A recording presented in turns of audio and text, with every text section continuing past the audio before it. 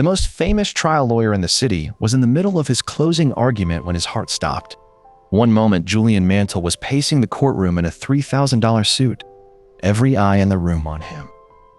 The next, he was on the marble floor, clutching his chest, the jury frozen in horror.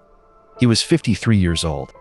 He had a mansion with 7 bathrooms, a private jet, a villa on a tropical island, and a gleaming red Ferrari parked outside the courthouse.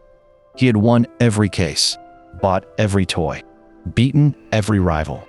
And here, on the ground, gasping, he understood something that all of it had hidden from him for 30 years. He had built a perfect life and forgotten to live in it. What happened to Julian Mantle after that day is one of the strangest transformation stories ever told. Because a year later, he sold the Ferrari and everything else and vanished. To understand why, you have to see the cage he'd built. Julian was a legend, Harvard-trained, ferociously brilliant, the litigator other lawyers feared. He owned the things people spend their whole lives chasing. But somewhere along the way, the man had disappeared into the lawyer. He worked 18-hour days and slept a few restless hours a night. His marriage had ended. His friendships had thinned to contacts.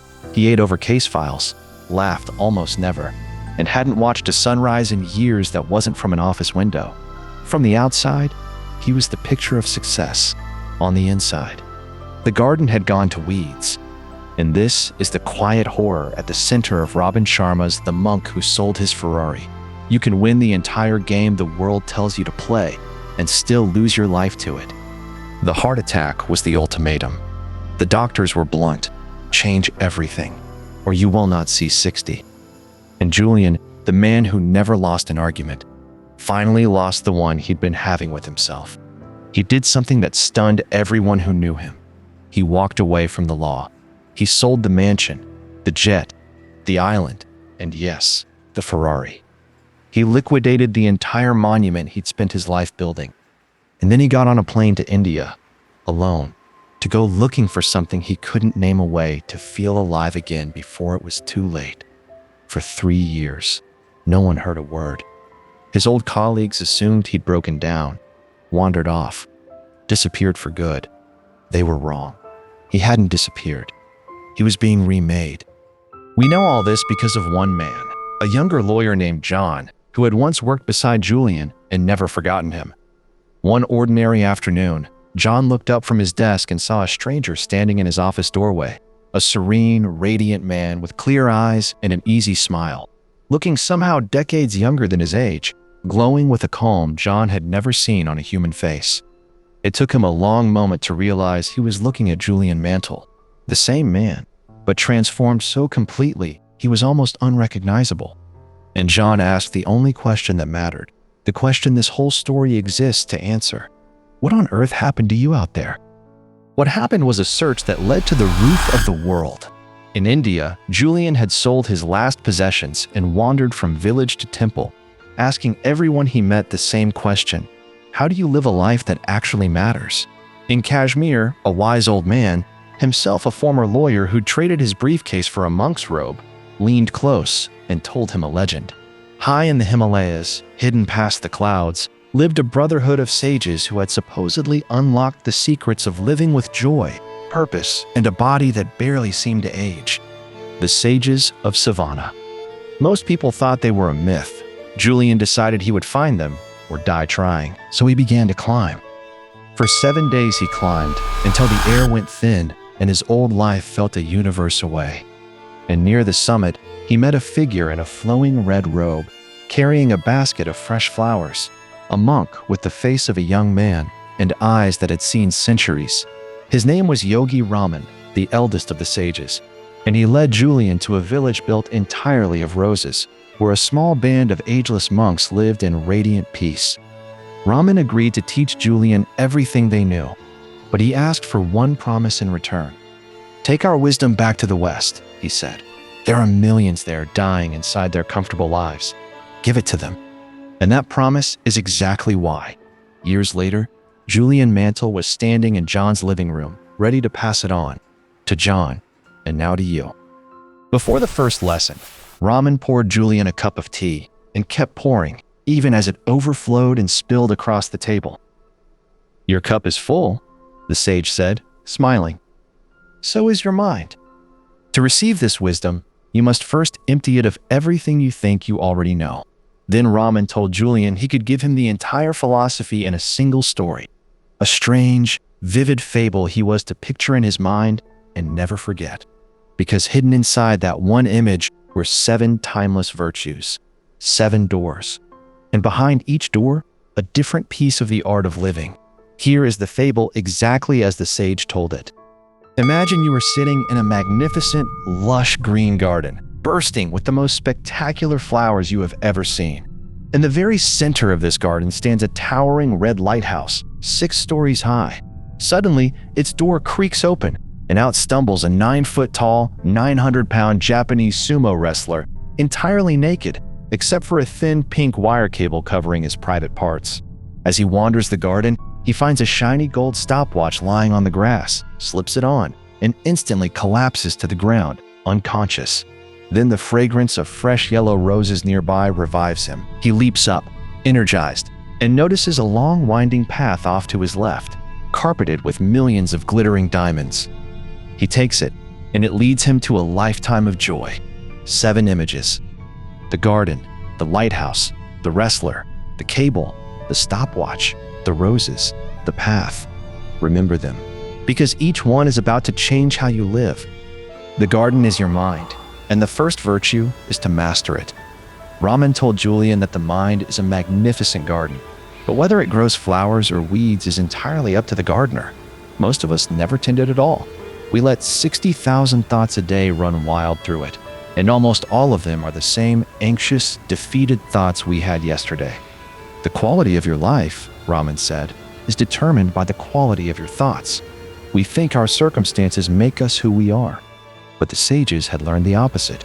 Your outer world is only ever a reflection of your inner one. The mind, Julian would come to say, is a wonderful servant, but a terrible master. And almost no one has ever been taught to take back control. So the sages had practices to take it back. One was called the heart of the rose. Each day you sit quietly and gaze into the center of a single fresh rose. And every time your mind wanders, you gently bring it home, training it like a muscle to be still. Another was opposition thinking. The mind can only hold one thought at a time, so the instant a dark thought appears, you consciously replace it with its opposite. And underneath it all sat a single, liberating belief that there are no mistakes in life, only lessons. No experience is ever purely negative. Every setback carries a seed of growth if you're willing to look for it. Julian, who had spent 30 years at war with every problem, felt something loosen in his chest. He wasn't a victim of his life. He could be its gardener. The lighthouse is purpose. A lighthouse has one job: to send a clear, unwavering beam toward a fixed point in the dark. And the second virtue is to find your beam. Yogi Raman told Julian a hard truth. Most people drift through their days with no idea what they're actually aiming at, and then wonder why they feel lost. He blindfolded Julian, handed him a bow and a single arrow, and told him to hit a distant target. Julian couldn't, of course. You will never be able to hit a target, the sage said, that you cannot even see. This is the heart of the whole book, the line Julian would carry home like a torch. The purpose of life is a life of purpose. Not success, not applause. A reason to rise that is bigger than yourself. And purpose, the sages taught, isn't found. It's built on paper, one clear goal at a time.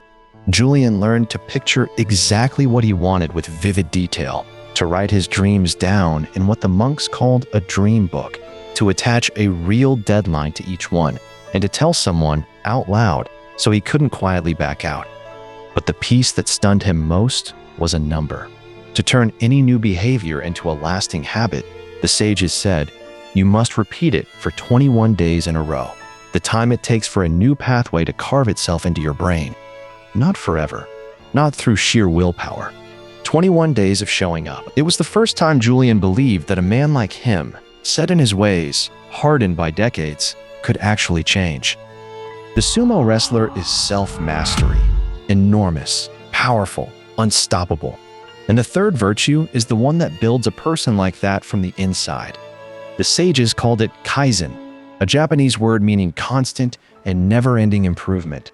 Not a heroic leap, but a daily commitment to become a little stronger, a little wiser, a little more disciplined than the day before. And the fastest way to grow, Raman insisted, was to do the very things you fear. He had Julian do something absurd, hundreds of push-ups until his arms shook and gave out. To prove a point, we are capable of vastly more than we believe, and the walls of our comfort are mostly imaginary.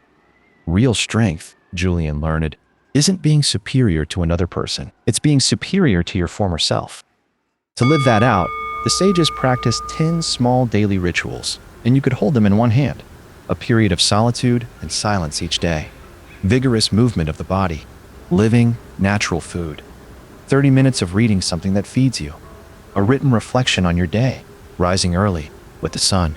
Music. The spoken word. Mantras and affirmations repeated until they rewire how you feel. The steady building of a strong character through small, honest acts. And finally, simplicity. Cutting away the clutter and the endless wanting until only what truly matters remains. None of them are dramatic. That's the secret. An extraordinary life isn't built from one grand gesture.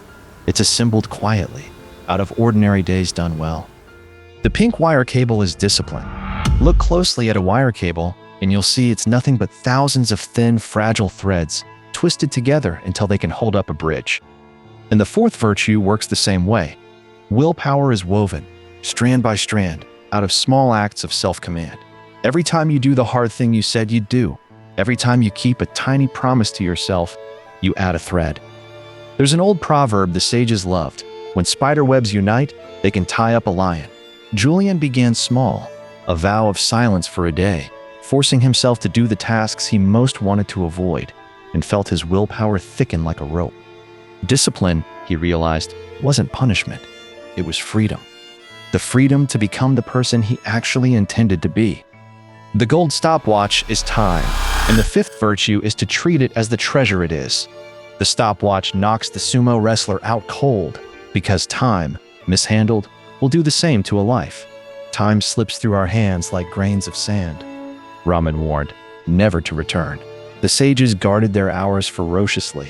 They focused on the vital few things that truly mattered and ignored the noise, knowing that a tiny fraction of what we do produces almost all of what matters. They had the courage to say no, and they lived by what Julian came to call the deathbed mentality, to picture your final day, and ask whether the way you're spending this one would make that final self proud. Because the tragedy isn't that life is short, it's that we waste so much of the little we're given. The fresh yellow roses are service. The wrestler is revived not by anything he takes, but by a fragrance the roses give away freely. And that is the sixth virtue, the one Julian resisted the longest. He had spent his life accumulating. The sages lived to contribute. The purpose of life, they told him, is a life that improves other lives. And the fastest road out of your own misery is to go ease someone else's. There's a Chinese proverb the monks repeated like a heartbeat. A little bit of fragrance always clings to the hand that gives you roses. Serve, and you are the first to be healed. Julian, the man who had beaten thousands of opponents, was learning the thing no courtroom ever taught him, that we are most fulfilled not when we win, but when we give. The winding path of glittering diamonds is the present moment, and the seventh virtue is to live inside it. The wrestler's road to joy isn't a distant destination. It's the ground beneath his feet, sparkling right now. Yet almost no one walks it. We replay a past we can't change and rehearse a future that never arrives, and miss the only moment we ever actually have. Happiness, the sages said, is a journey, not a destination. And it's a choice you make today, not a prize you're handed later. So they practiced gratitude every single day, savoring small, ordinary wonders as if they were diamonds. Because they were. Julian had owned a Ferrari and missed his whole life. Now he could stand in an ordinary room and feel it overflow. And here, near the end of the long night, Julian finally told John why all of this had cut so deep. Years before the heart attack, before the Ferrari, he'd had a daughter, a little girl he adored and almost never saw, because he was always at the office, always chasing the next case, always certain there'd be time later. One day, there wasn't. She was taken from him by a drunk driver, gone in an instant, while he was buried in work that suddenly meant nothing at all. That was the grief he'd spent a decade drowning in 18-hour days, until his own heart finally broke under the weight of it. "Live your children's childhood," he told John, his voice breaking. "Do not wake up rich and successful beside a life you forgot to be present for." To make John feel it, Julian told him an old parable, the story of Peter and the magic thread. A restless boy is given a golden ball with a silver thread hanging from it, and told that if he pulls the thread, time will leap forward. Bored in school, he pulls it, and he's suddenly finished with school. Impatient to be married, he pulls again, and there's his wedding. Wishing his children were grown, wishing his troubles gone, he pulls and pulls, faster and faster, until he's an old man on his deathbed with the whole thread spent, realizing he raced through his entire life and was never once actually there for any of it. Most of us, the sages knew, are pulling that thread every single day. There's one more image Julian left with John, and it's a kind one. The great Taj Mahal, one of the most breathtaking things humans have ever built, was not raised in a day. It went up slowly, patiently, one block set carefully upon another, for years. And a magnificent life is built exactly the same way. You do not need to transform overnight. You need only lay one small block today, one rose gazed into, one goal written down, one kind act, one early morning, one hard promise kept, and then another tomorrow. Master your mind. Follow your purpose. Improve a little each day. Live with discipline. Respect your time. Serve others. And embrace this present moment. Do that, block by block, and you will look up one day to find you've built a life that no Ferrari could ever buy. By the time Julian finished, dawn was coming up gold over the city. He had given John everything the sages gave him, the 7 virtues, the 10 rituals, the whole map of a life worth living. Then he stood, embraced his old friend, and asked him to make the same promise he once made on a mountaintop, to live it and to pass it on. And he walked out into the morning with nothing, no suit, no jet, no Ferrari, carrying only the one fortune the fire of his old life had finally revealed. When John turned back to the table, all that remained of Julian Mantle was an empty teacup. The cup was empty on purpose, because a mind emptied of the old life is the only kind that has room for a new one. So here's what the monk who sold his Ferrari came back to tell us. You do not have to lose everything on a courtroom floor to wake up. You can begin the way Julian did, by tending the garden of your mind, by aiming at a purpose bigger than yourself, by getting a little better each day, and staying fully, gratefully awake to the life that's already here. Because success was never the point. The purpose of life is a life of purpose, and that is something no amount of money can buy, and no amount of poverty can take away. Julian traded a Ferrari for it, and called it the best deal he ever made. The 7 doors are yours now too. If this story moved you, stay with us. Next, we open another book that quietly rearranges how you see your one and only life. Until then, live deliberately and stay awake to the moment you're in.